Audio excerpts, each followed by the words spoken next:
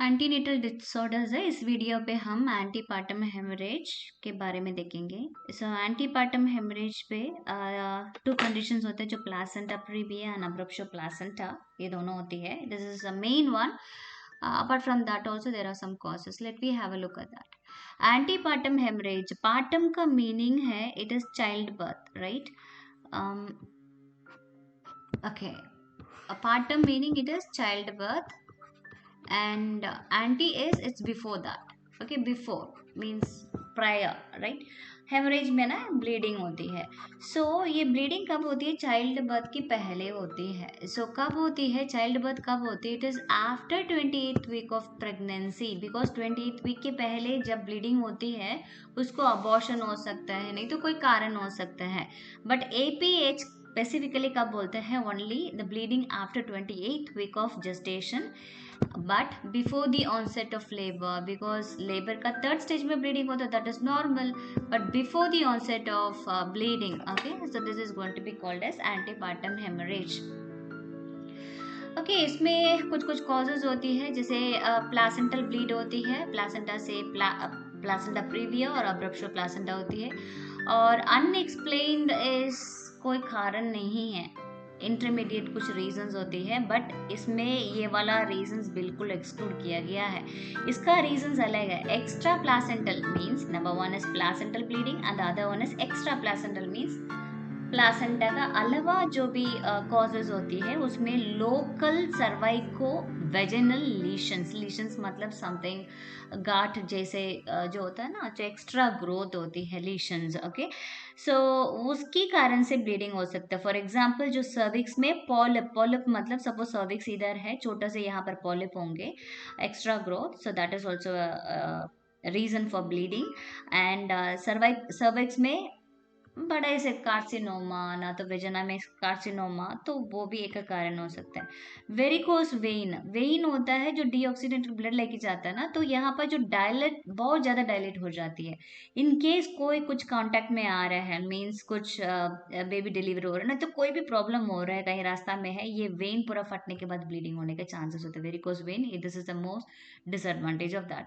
Local trauma, कहीं injury हो गया साइड में, इसी के कारण से भी ये pH.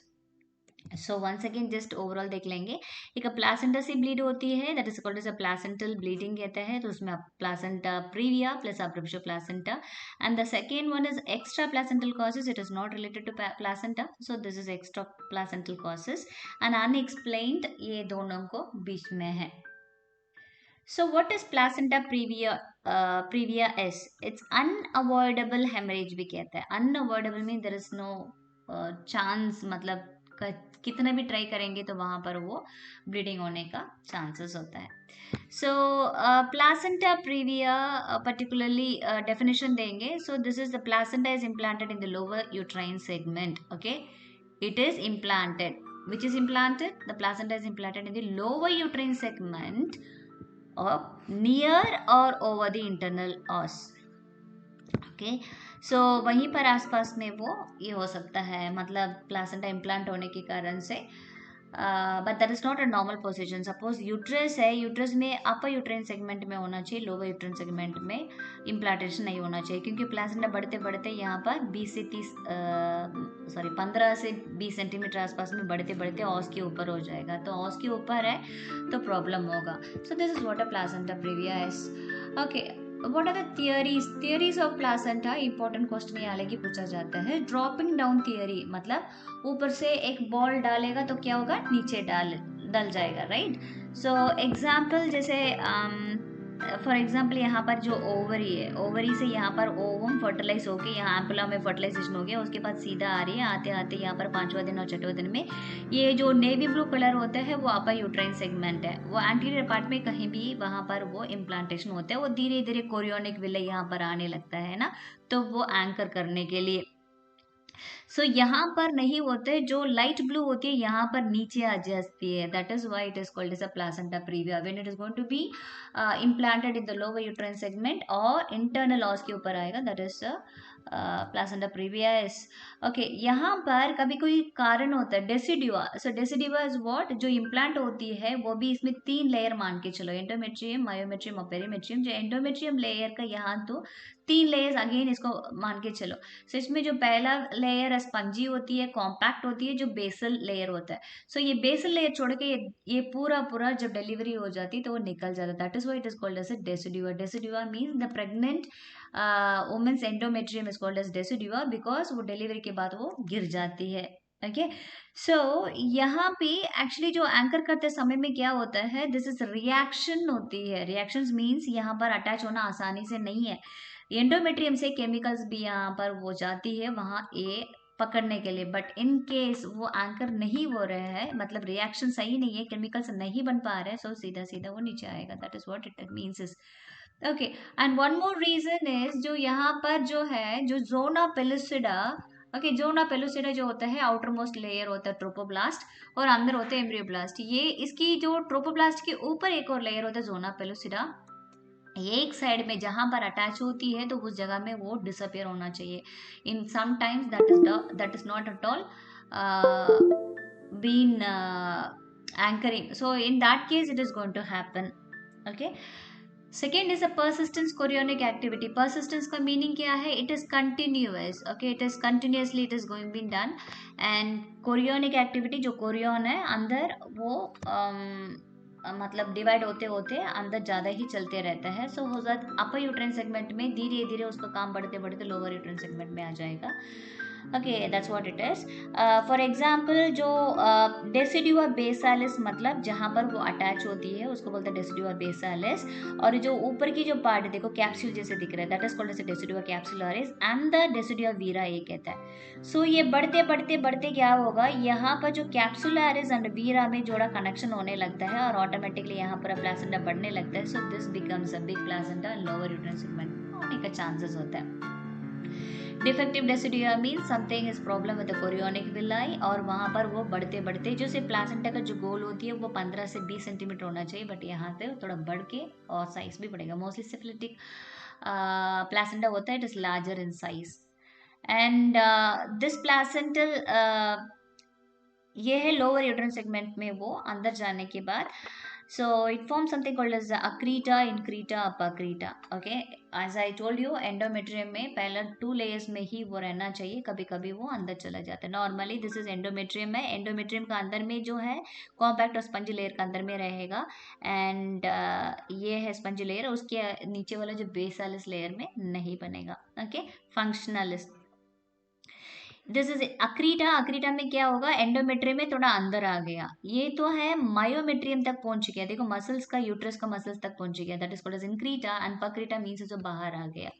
Okay, so sometimes it में हैपन, ये तुरंत नहीं पता चलेगा प्रेगनेंसी का समय में, प्रोबेबली डिलीवरी होने के बाद बच्चा पैदा हो गया उसके बाद प्लासेंटा रिमूव होकर 30 मिनट तक अंदर में लेट हो जा रहा है, उसको बोलता है रिटेन प्लासेंटा। 30 मिनट तक उसको डिलीवरी नहीं हुआ, उसको बोलता है retain placenta. In that case, this can be identified। Okay, and one more reason is a big surface area of the placenta। For example, twin babies है तो एक ही placenta है तो उसको ज़्यादा blood supply देना पड़ेगा ना, तो placenta तो भी बढ़ेगा, है ना। So that's common sense, right? That is going to make it bigger। So in that case also placenta previa होने का chances होता है। Okay, what is the classification? There are 4 classifications। Low lying और डिग्री 1 कहता है। Okay, ये low lying का मतलब है लोअर यूट्राइन सेगमेंट में रहेगा, बट ये जो मार्जिनल होता है वो इंटरनल ऑस के ऊपर थोड़ा बहुत वहाँ मार्जिन के आसपास में उसका प्लासेंटा टच होती है, और इनकम्प्लीट और पार्शियल होता है जो वो ऑस के ऊपर रहेगा बट सर्विक्स डायलेट होते समय में थोड़ा सा गैप दिखाई देगा। And finally is a central और टोटल, मतलब पूरी सर्विक्स पूरी उसमें कंप्लीटली वो कवर होता है। This is type 1। This is what is called as it's low lying. Low lying कहता है। लो लाइंग का मतलब है ये देखो, ये जो है यहाँ तक लो इस नीचे, this is what is lower uterine segment, ये अपर यूट्राइन सेगमेंट है, थोड़ा बहुत यहाँ पर आ रहा है, this is okay, type 1 is fine. Normal vaginal delivery expect किया जाएगा। और यहाँ पर देखो ऑस के आसपास में मार्जिन आगे पहुंच गया, look at this one. Okay, os के आसपास में, this is that is what is called as a marginal placenta previa. And type 3 होता है, ये ऑस को तो कवर करेगा बट डायलेट होता है, देखो थोड़ा बहुत गैप दिखाई दे रहा है सर्विक्स में, है ना। So this is called as partial और इनकम्प्लीट कहता है। एंड टाइप 4 होता है, ये पूरी पूरी सेंट्रल इसको लोकेट होने के कारण से टाइप 4 हो गया, means this is called as a central और it is total. Okay, so this is going to be very dangerous actually. इसमें प्रोबेबली ये दोनों में ही सिजेरियन सेक्शन करेगा, बट ये दोनों में it is mostly normal vaginal delivery is possible actually, but ये पोस्टीरियर टाइप 2 पोस्टीरियर रहेगा, it is going to be dangerous. So clinical basis पे है, it is divided into mild degree and the major degree. Mild degree का type 1 type 2 anterior, okay, anterior means सामने जो implantation होता है उसको mild degree, so NVD is possible. Where major degree is type 2 is type 2 posterior है। Okay, for example a person standing over है, okay, ये pregnant abdomen है, right, इस पोजीशन में ये इमेज भी है। Look at this, this is a sacrum, यहाँ जो कॉकेक्स है इधर पीछे ये पीठ में। सो प्लासेंटा देखो ये पोस्टीरियर पार्ट में, and this is type 2 posterior part is very very dangerous placenta कहता है, okay, that you should remember. And third and fourth is ultimately caesarean का अलावा और कोई उपाय नहीं है। Okay, what is the aetiology, causes क्या क्या है स्पेसिफिकली नहीं पता, फिर भी कुछ कुछ रिस्क केसेस होते हैं, जैसे low implantation of the ovum, means ovum कहीं अपर यूट्राइन सेगमेंट में नहीं है, लोअर यूट्राइन सेगमेंट में, theories on the based of that. Elderly primi gravida, ओमा जो 35 ईयर्स के ऊपर होते हैं उनका ज़्यादा केसेस में पाया गया है। और abnormal vascularisation of the endometrium, vascularisation means इसका जो ब्लड सप्लाई अबनॉर्मली वहाँ पर ज़्यादा है, ओके, सो एंडोमेट्रियम में ज़्यादा हो गया तो प्लासेंटा भी और इंक्रीज होके कोरियोनिक जो विलाई है वो डिवाइड होके बड़ा होने का चांसेस होता है। और डिलेड ओवुलेशंस, ओके, ओवुलेशन 14 दिन में होना चाहिए, कभी लेट होने के कारण से, so it will take time for it, might be that is also a reason behind that. Previous placenta previa is one of the cause, means पहले ही एक बार placenta previa का हो चुका है तो दूसरा में भी हो सकता है, सिजेरियन सेक्शन पहले हो चुका तो उसमें भी होने का चांसेस है। Okay, what is the pathology is, during the last trimester means जो लास्ट 3 महीना जो होता है वहाँ पर जो लोअर यूट्राइन सेगमेंट क्या होता है धीरे धीरे डायलेट होती है, अच्छी खासा डायलेट होती है। एक्चुअली जो प्लासेंटा होता है non elastic, it is not like rubber band के जैसे खींच लिया फिर वापस आ गया, तो it is non elastic placenta, actually वो अलग हो जाती है। ओके, कब अलग हो जाती है, see this is a maternal surface, you should no this is a maternal surface of placenta, okay, but this is other surface, this is a fetal surface, where's my pen is, okay, this is a fetal surface, okay, fetal surface पे कोई bleeding नहीं होता है, ये जो है ये देखो पूरा ये कॉटिलिडन्स है, यहाँ पर उसको ब्लड सप्लाई यहाँ पर छोटे छोटे कोरियोनिक पूरा बढ़ने के बाद ब्लड सप्लाई जो देते हैं यहाँ पर देता है। So this is the area where is attached in the lower uterine segment, ये पार्ट ये दिखाई देगा तो मुश्किल होगा नॉर्मल वेजिनल डिलीवरी के लिए। ओके, प्लासेंटल माइग्रेशन होता क्या है, इट इज नाम के अनुसार में माइग्रेट हो रहा है, माइग्रेट मतलब ये क्या कैसे माइग्रेट हो रहा है, I will explain you. So lower uterine segment में करीब 20 सप्ताह 20 वीक्स का आसपास में ओनली 0.5 सेंटीमीटर वो डायलेट होता है, ओके, मीन्स डायलेट मतलब धीरे धीरे लोअर सेगमेंट में थोड़ा डायलेट होता है, बट जो एंड टर्म में फाइनल, ओके, जो 9 महीना पूरी होने के बाद वहां पर 5 सेंटीमीटर वो डायलेट होती है। सो रिमेंबर 10 गुना वो बढ़ता है। सो व्हाट हैपेंस इज जो अल्ट्रासाउंड 17 वीक में चेक किया गया है मैंने प्रेगनेंसी में, व्हाट हैपेंस इज वहां पर वो दिखाई दिया होगा इंटरनल ऑस के ऊपर प्लासेंटा दिखाई दिया होगा, 10% केसेस में होता है, बट 37 वीक्स में अल्ट्रासाउंड चेक करने के समय में वो क्या होता है, लोअर यूट्राइन सेगमेंट में जो था प्लासेंटा वहां पर प्लासेंटा नहीं रहेगा, ओके, मीन्स वो क्या है जो जो ये जो प्लासेंटा यहाँ पर थे वो धीरे धीरे ये बढ़ता है बट ये ऊपर चला जाता है, that is what is called as a placental migration. Okay, clinical manifestations है, पेनलेस ब्लीडिंग कौन सा कंडीशन में होता है, painless vaginal bleeding is in the placenta previa, this is a recruitment question.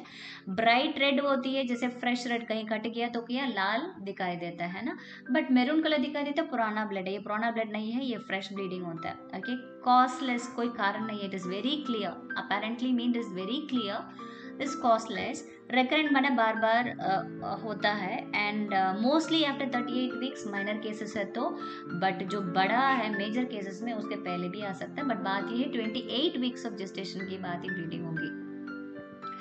And some blood losses कैसे पता चलेंगे, okay, then only will be can identify this is placenta previa. हो सकता है कैसे, फॉर एग्जांपल शॉक दिखाई दे रहा है, पल्स रेट बढ़ गया, बीपी कम हो गया, इन दैट केस शॉक आइडेंटिफाई कर सकता है। अनीमिया में जैसे कैपिलरी रीफिल कहता है ना, जैसे नाखून पे उसको प्रेस कर दिया तो ब्लड वापस उसको 2 सेकेंड्स का अंदर में वापस आना चाहिए। Okay, if it is not, it is going to delay more than 3 seconds, it means that anaemia chances है। नहीं तो आईज में भी जो लोअर कंजेंटा में देखेंगे जो लालपन पेलर चेक किया जाता है, तो this is also we can identify with that one. Okay, पर एब्डोमिनल एग्जामिनेशन चेक करेंगे तो क्या होगा, high floating non engaged head. Engaged head का मीनिंग क्या होता है, बच्चे को जो हेड है वो पेल्विस के अंदर में घुसना चाहिए। Okay, that is called as an engagement. But यहाँ पर जो यूट्रस पे, फॉर एग्जांपल यहाँ पर प्लासेंटा है, ओके, प्लासेंटा यहाँ पर और बेबी के साथ ये अटैच, तो बेबी का हेड यहाँ पर है, बॉडी पूरा यहाँ पर है, so this is what is called as high floating. वो पेल्विस में नंबर 1 नहीं आ रहा है, एंड मोर ओवर ये हाई फ्लोटिंग मतलब ऊपरी ऊपर रहता है। Okay, malpresentation mostly placenta previa में ब्रीच कंडीशन दिखाई देगा, अदरवाइज ट्रांसवर्स जो लाई है और अनस्टेबल लाई भी दिखाई देगा। And this is very important to know, this very important, no pervaginal examination to be done in the patients with the placental previa. Why it is so? Because it will precipitate, मौका देगा, it will make it possible, okay, torrential haemorrhage means torrential, okay, भयंकर खतरनाक bleeding होने का chances होते हैं, इसलिए हमको पीवी एग्जामिनेशन बिल्कुल ये वाला पेशेंट को करना नहीं है। बिकॉज जैसे आप मेटरनल सर्फेस में डालेंगे तो वो क्या करेगा, पीवी करते करते वो अलग करेगा, प्लासेंटा का सेपरेट करवा देगा, तो करते करते प्लासेंटा सेपरेट हो गया, वहां पर ब्लीडिंग होगी। That is the reason is, actually this is not a clinical sign, but this is might be recruit में 1 mark का आ सकता है, that is why I have put it on this slide. So remember this, what is called as a Stalworthy sign. Stalworthy sign होता है, this image is not appropriate but still I have made it. See actually क्या है, जो head है, head क्या करना है, यहाँ पर पकड़ के यहाँ हाथ लगा के यहाँ इसको पुश करना पड़ेगा पेल्विस में। जब पुश करते हैं जो FHR क्या होता है, धीरे धीरे यहाँ पर वो कम होता है। ओके, FHR नॉर्मली तो पता है, it is 110 to it is 160 beat per minute होता है, FHS foetal heart sound, right. So ये क्या करेगा, यहाँ पुश करेंगे तो फीटल हार्ट रेट कम लगेगा। सो ये मॉनिटर के साथ अटैच करना है इसका, और जैसे कम दिखाई देगा वापस means suppose if you got release it back, वापस उसको छोड़ दिया तो हार्ट रेट उसको नॉर्मल दिखाई देगा। So this is called as Stallworthy sign, this is only for the knowledge and they don't do this procedures and all, directly वो electronic monitoring होता है। And this is also not a significant, मतलब confirm नहीं है इसी से, because यहाँ जो कॉर्ड अराउंड द नेक, मान लो यहाँ पर the cord around the neck है, तो बच्चे को पुश करेगा क्या होगा, ऑटोमेटिकली एफएचआर कम होगा। So this is not a good sign of doing it, but still the Stallworthy sign आपको समझना चाहिए। So what is a medical management, okay, you should know what is an expectant management. Expectant management की meaning जो होती है, this is patient को 37 weeks of gestation हुआ नहीं, मतलब प्रेगनेंसी उसको 37 वीक्स उसको कंप्लीट नहीं हुआ, इन दैट केस क्या करेगा, this is called as an expectant management. Because 37 weeks इसलिए करना है क्योंकि जो फीटस का जो सरफैक्टेंट जो लेवल है वो कम होता है, तो वो सरफैक्टेंट क्या करेगा, लंग्स की जो है जो टाइप निमोसाइट्स कहता है ना, जो लंग का सेल्स का, तो उसके ऊपर एक लुब्रिकेंट लेयर आप ही जैसे बना देगा। तो दिस इज वेरी इंपॉर्टेंट, बच्चा तभी सांस लेने में कोई प्रॉब्लम नहीं होता है, इसीलिए एक्सपेक्टेंट मैनेजमेंट होता है। 37 वीक्स तक उसको इंतजार कर सकते तो कर ले, बट सिजेरियन सेक्शन इमरजेंसी में करना पड़ेगा। इसमें दोनों चीज is depends upon two things. Okay, number 1 gestational age, GA कहता है, gestational age of the foetus क्या होता है, 40 सप्ताह होता है, राइट। 37 वीक्स है तो उसके बेसिस में एक्सपेक्टेंट मैनेजमेंट होगी। और ब्लीडिंग थोड़ा बहुत ठीक है, बट ज्यादा हो जाएगा तो उसको सिजेरियन सेक्शन करना पड़ेगा। ओके। एक्सपेक्टेंट मदर की क्या क्या चेक करना पड़ेगा? 37 वीक्स का बेबी बाकी है, so what they are suppose to do is observation, so just have to observe the patient how it is, हालत का कैसे है करके मॉनिटर। बच्चों को एफएचएस चेक करना पड़ेगा, माँ को वाइटल साइन चेक करना पड़ेगा, और ब्लीडिंग भी चेक करना पड़ेगा। And again bed rest, bed rest के बारे में एक चीज बताना चाह रहे हैं। बेड रेस्ट पेशेंट को इस जगह में रखना पड़ेगा जैसे टॉयलेट फैसिलिटीज पास में है, वो बार बार चलने की जरूरत नहीं पड़ेगा दूर में, राइट। सो अटैच्ड बाथरूम रहेगा, the patient will be comfortable. क्योंकि जब सोते सोते क्या होगा, ब्लीडिंग ज़्यादा हो जाती है, सुबह उठ के देखेंगे उसका पूरा बिस्तर पूरा भिगा रहेगा। So in that case the patient will be, एक फियर तो रहेंगे, but she needs to Trendelenburg position कहते हैं ना। सपोज ये जो कॉट है, कॉट की जो जो पैर होता है ना, इसको यहाँ पर थोड़ा सी फुट ब्लॉक लगा सकते हैं, ना तो ईटा लगा सकते हैं, जो उसका हेड एंड में क्या होगा, पेशेंट की जो ज़्यादा ब्लीडिंग नहीं होने का है, मीन्स शॉक में नहीं जाएगी। So this can be provided. This is expectant is only for the fetus is not mature 37 weeks के पहले है, इसलिए gestational period, suppose in case gestational period 36 weeks के ऊपर हो, नहीं तो ब्लीडिंग बहुत ही ज़्यादा हो रहा हो, दैट इज परसिस्टेंट ब्लीडिंग भी कहता है। नंबर 3, लेबर बिगिन होता है। लेबर मतलब जो डिलीवरी होने का जो क्या क्या लक्षण होते हैं, number 1 is labour pain start होती है, उसके साथ रप्चर ऑफ मेम्ब्रेन स्टार्ट होती है, सर्विक्स डायलेट होती है, और डायलेट भी होती है और इफेसमेंट भी होती है। At the same time show दिखाई देता है, that is cervical mucus. Okay, so ये सब कुछ दिखाई दे, लेबर शुरू होता है, ये इस समय में और कोई ऑप्शन नहीं है, ओनली सिजेरियन सेक्शन की ऑप्शन है। So what are the management for this APHs? Number 1 is general condition check करना पड़ेगा, पेशेंट का वाइटल साइंस, बच्चे को एफएचएस वगैरह चेक करना है। Abdominal examination, that is the main thing that you have to check it, okay, vitals के check करने के लिए। Clinical assessment of blood loss, एक कैसे चेक करेंगे, जो सैनिटरी पैड जो है उसको पेशेंट को बार बार देखना पड़ेगा, उसमें फॉर एग्जांपल थोड़ा होती है इट इज 2 इंच कहता है, सपोज ज़्यादा होता है 4 इंच कहता है, और 6 इंच है, तो माइल्ड मॉडरेट सीवियर करके आपको उसको डिवाइड कर सकता है, that is also another way to check it out. And वो पूरा पैड 5 मिनट में भिगा रहेगा तो भयंकर ब्लीडिंग में जा रहे patients, okay, that's called as so in that case it has to be checked, it will be calculated for the fluid calculations। Haemoglobin 10 ग्राम को कम हो जाएगा तो अरेंज करना पड़ेगा ब्लड वगैरह, तो कि हिमाटोक्रिट 30% होना चाहिए, उससे ज़्यादा होना चाहिए। एंड एबीओ, सपोज ब्लड वगैरह चेक करके रेडी करके रखेंगे, इमरजेंसी में ब्लड डोनेशन लेने के बाद उसको दे सकते हैं। आरएच नेगेटिव मदर है तो डिलीवरी के बाद उसको इम्यूनोग्लोबुलिन एंटी डी जो है उसको 300 ग्राम 300 mcg माइक्रोग्राम उसको देने के लिए उसको चेक करना है। रिससिटेशन से शुरुआत से पेशेंट को तो अच्छा पल देखभाल करने के लिए सर्कुलेशन मेंटेन करना है, and airway and breathing have to be maintain.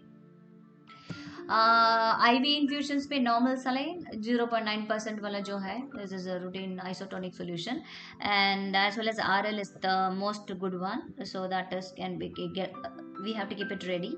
Transfusion, जो ब्लड ट्रांसफ्यूशन के लिए वाइट बोर कैनुला, जो कैनुला का जो साइज है 18 गॉज होना चाहिए, this will be very best, because जो ब्लड में जो आरबीसीज वगैरह होता है ना, थोड़ा से थिक होता है ना, तो उसको आराम से जाने के लिए इम्पोर्टेंट है, because it's not a clear fluid, right. So इसलिए 18 गॉज थोड़ा से वाइड बोर है वो, ओके। प्लासेंटा कहाँ पर है वो भी अल्ट्रासाउंड से चेक किया जाता है। इसमें 2 चीज अलग अलग ट्रीटमेंट होते हैं, एक एक्सपेक्टेंट मदर होता है, एक एक्टिव इंटरफेरेंस होता है। एक्सपेक्टेंट मदर ऐसे से 37 वीक्स हुआ नहीं है तब तक उसका इंतजार करके बच्चे को बचा सकता है। सो इन दैट केस वो 37 वीक्स के पहले है, no active bleeding, but 37 weeks के अंदर में है, और उसका पेशेंट का जो haemodynamically, haemo means it is blood, dynamically means it is changes, okay, इसमें कोई भी प्रॉब्लम नहीं है, बट स्टेबल है, पेशेंट बहुत ही स्टेबल है। और एफएचएस मतलब फीटल हार्ट रेट जो है इट इज 110 to 160 बीट्स है, तो उसको रीअश्योरिंग होता है, it is reassuring means it is confirm the baby is fine. And CTG जो कार्डियो टोकोग्राफी वो भी चेक किया जाता है। रिएक्टिव फिटनेस का मतलब वही एफएचआर उसका अंदर में है, मतलब नॉर्मल रेंज का अंदर में है, आगे नहीं है पीछे नहीं है, एब्सेंट नहीं है, okay. So if everything is there then we have to wait for the patient, so but इस प्रकार की नहीं है। पेशेंट आते ही उसको ब्लीडिंग बहुत ही ज़्यादा हो रहा है, 37 वीक्स के ऊपर हो गया, पेशेंट लेबर में है। एक्सैंगुनेटेड मीन्स इट इज समथिंग, कुछ ब्लड वेसल कट गया, वहां से ब्लीडिंग होने लग रहा है, राइट। सो एक्सैंगुनेटेड है, बहुत ब्लीडिंग हो रहा है। एफएचएस नॉन रीअश्योरिंग, ऐसे शेड्यूल जो एफएचएस नॉर्मल रेंज से अधिक, नहीं तो कम है, नहीं तो एब्सेंट है, उसको नॉन रीअश्योरिंग कहता है। Gross foetal malformations means like बच्चे में कुछ कंजेंटल abnormalities है, तो इन दैट केस ये we have to check whether we can give the steroid therapy for them. Okay, so थोड़ा पोस्टपोन कर सकते हैं, क्या देख सकते हैं। Okay, what is the steroid therapy? Steroid therapy कब देता है? 34 वीक्स के अंतर में। ओके, बिकॉज 37 तक वो 3 सप्ताह बाकी है ना, तो इसलिए उसके लिए क्या करता है, समथिंग कॉल्ड एज अ ग्लूकोकॉर्टिकोइड्स इसलिए देता है क्योंकि लंग मेचुरेशन के लिए देता है। बच्चे को जो है लंग्स है, उसका सर्फेक्टेंट लेवल थोड़ा बहुत सही रहेगा तो it will be fine. So they can prevent this RDS. RDS means it is respiratory distress syndrome कहता है। ओके, इसमें बच्चा बचना भी मुश्किल होता है, तो इसलिए we can prevent that. IVH means intraventricular haemorrhage. Intraventricular haemorrhage होता है, इसको भी बच सकता है उसके कारण से। Okay, and finally necrotizing enterocolitis. Necrotizing enterocolitis. So what is this? Is necrotizing means it is like death of the tissue, काला काला दिखाई देगा. So entero means it is intestine की है, colon की inflammations वगैरह होने के कारण से बच्चे को मतलब बाद में प्रॉब्लम होने का चांसेस होता है, मतलब डाइजेशन वगैरह, मतलब एवरीथिंग विल बी अब normal in that case what can be done is 48 घंटे से 18 घंटा तक ये वाला थोड़ा से डिले कर, सॉरी 18 दिन तक इसको डिले कर सकते हैं। 18 दिन का मतलब मान के लगभग 3 सप्ताह तक उसको ये ग्लूकोकॉर्टिकॉइड्स कारण से उसको पोस्टपोन कर सकता है डिलीवरी को। सो उसके लिए क्या करना पड़ेगा, बीटामेथाजोन देता है, बीटामेथाजोन 12 mg देता IM। It's for 2 doses 24 apart, means आज सुबह 12 mg दे दिया IM और 24 घंटे के बाद दूसरा डोज कल सुबह वही समय में देना पड़ेगा 12 mg। This is the betamethasone. But dexamethasone तो टोटल कितना हुआ, 24 mg हो गया।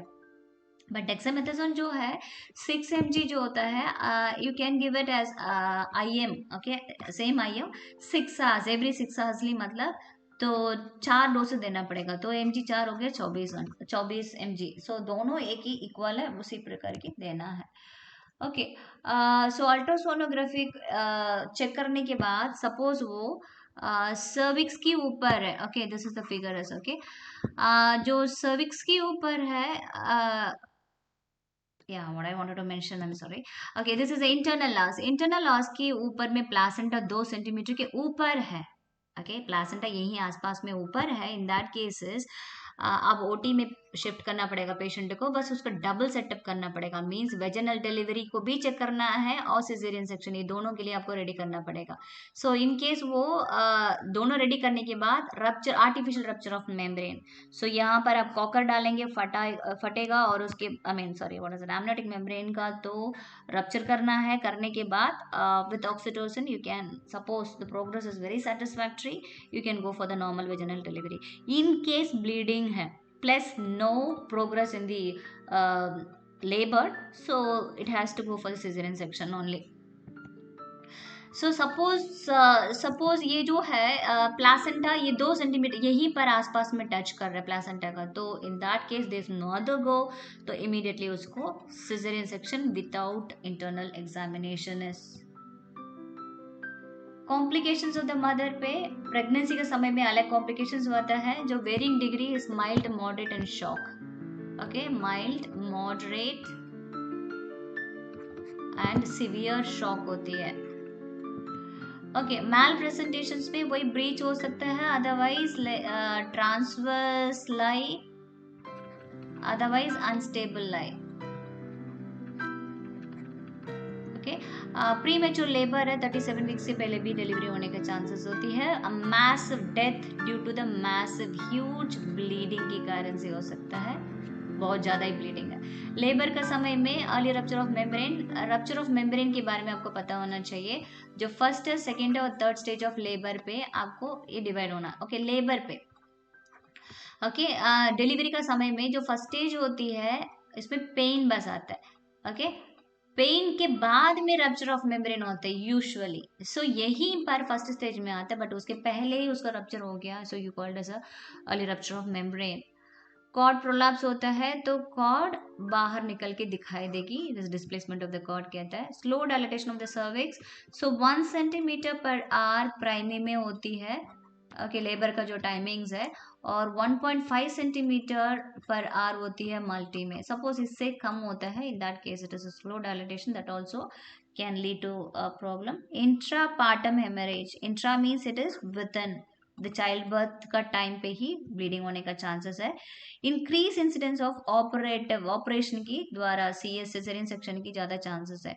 पोस्टमार्टम हेमरेज होगी इन केस डिलीवरी होने के बाद भी कंटिन्यूसली उसको ब्लीडिंग होने का चांसेस होती है। और रिटेन प्लासेंटा, सो अगेन जो फर्स्ट स्टेज, सेकेंड स्टेज और थर्ड स्टेज में यहाँ पर स्टार्ट हो रहा है। थर्ड स्टेज 30 मिनट का अंदर में उसको पूरा पूरा प्लासेंटा निकलना चाहिए, और 30 मिनट का अंदर तक प्लासेंटा नहीं निकला, it is called as retain placenta, so that complication also can occur। और अगर अगेन ड्यूरिंग द पिपेरियम क्या क्या होता है, सेप्सिस होती है, पूरी ऑर्गन्स में इन्फेक्शन फैल गया, और सब इन्वोल्यूशन होता है। नॉर्मली यूट्रस एक पेल्विस में रहता था प्रेगनेंसी के पहले, बट प्रेगनेंसी के समय में एब्डोमेन में आ गया, डिलीवरी होने के बाद उसको वापस जाना चाहिए, बट उसका फेल हो जाता है वापस जाने के लिए, that is called as the subinvolution. Embolism, embolism मतलब है जो प्लासेंटा निकलने के बाद थोड़ा से क्लॉट वहाँ पर माना यूट्रेन आर्टरी के अंदर में एंट्री मार के वो पल्मनरी एम्बोलिज्म में भी जा सकता है। I know only one case in my life, I have heard it, pulmonary amniotic fluid embolism. तो ये क्या हुआ, डिलीवरी तीसरा बच्चा था उसका, सो एम्बोले अंदर घुसा और पल्मनरी एम्बोलिज्म में पहुंचेगी, लास्ट में ब्लीडिंग कंट्रोल ही नहीं कर पा रहा है, और स्ट्रेक्टमी भी किया, अल्टीमेटली कोई फायदा नहीं है, बच्चा नहीं पा रहे थे उसको। okay, that was in a very tertiary hospital, standard hospital में भी है। so this can occur in placenta previa, okay, but fetus की बात है जो low birth weight हो सकता है, and asphyxia means something problem with the breathing, okay, impaired breathing, mostly सांस भी नहीं लेने का chances होती है। और इंट्रा यूट्रेन डेथ, यूट्रस के अंदर में रहते रहते ही वो बच्चा वहां पर खत्म हो सकता है, बिकॉज माँ का शॉक है, तो इसीलिए बर्थ इंजुरीज भी होने का चांसेस होते हैं because of caesarean section. Congenital malformations भी हो सकता है, and maternal and the foetal morbidity, morbidity का मीनिंग है इलनेस, कोई भी प्रॉब्लम है उसके कारण से, प्लासेंटा प्रेविया के कारण से हो सकता है, अनीमिया हो ना कुछ और हो। Mortality means it is because of the death, तो इसमें दोनों में भी इसको चांसेस होती है। Okay, this is nursing interventions में प्रॉपर असेसमेंट देखना पड़ेगा, ब्लीडिंग है क्या नहीं है, और हिस्ट्री, वाइटल साइंस और फीटल का जो स्टेटस वगैरह चेक करना है। क्रॉस मैचिंग इसलिए रेडी करके रखना पड़ेगा क्योंकि उसका कभी भी जरूरत होती है। क्लॉटिंग स्टडीज, जो प्रोथ्रोम्बन टाइम क्लॉटिंग, फाइब्रिनोजन, APTT, इस प्रकार की सब कुछ उसका रेडी करके रखना है। इंट्रावेनस फ्लूइड इन्फ्यूशंस के लिए उसका रेडी करके रखना, normal saline, RL and all is very very important. Haemaccel भी इंपॉर्टेंट है, ओके। प्री ऑपरेटिव और पोस्ट ऑपरेटिव का केयर जो रेडी करना है। और maternal and foetal well being, suppose गड़बड़ हो रहा है असेसमेंट करते समय में, इमीडिएटली उसका रेफर करना भी नर्सेस की काम है। और antibiotics is not going to play a big role over here, but still hospital में जो भी स्टैंडर्डाइज्ड है, स्टैंडिंग ऑर्डर्स है, in that case it has to be administered. And perineal hygiene के बारे में बताना पड़ेगा, ब्लीडिंग सभी जगह में रहेगा, उनको भी अनकंफर्टेबल रहेगा, okay. And bed rest is more important, उसका ब्लीडिंग हो रहा है फिर भी वो चलती रहेगी तो इट इज मुश्किल है, okay. So in case if it is required, even bed pan भी बिस्तर में उसको दे सकता है। Okay, this is the nursing diagnosis. Let me list it out. Okay, excessive blood loss है, एक है fluid volume deficit है, anxiety related to the maternal and the fetal conditions, knowledge deficit related to the treatment, and the risk for infection related to the hemorrhage and anemia. So don't forget to write the nursing diagnosis, that will give you a good score for your answers. So this is all about the placenta previa. You can see the abruptio placenta in the previous video. There is a same antinotic disorders. Thank you for watching.